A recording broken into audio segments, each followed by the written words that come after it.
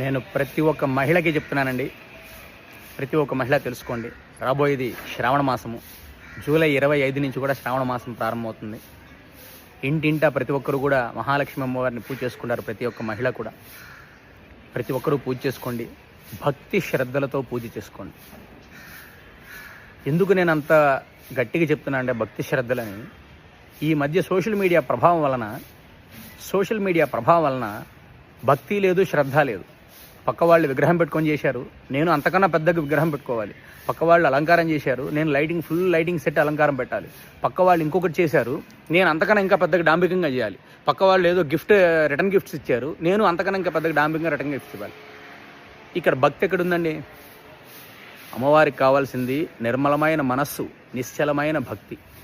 డాంబికాలు, హంగామాలు, విగ్రహాలు పెట్టుకోవడము, లేకపోతే ఇంకోటి రిటర్న్ గిఫ్ట్స్ ఇవ్వడము. అసలు ఈ శ్రావణ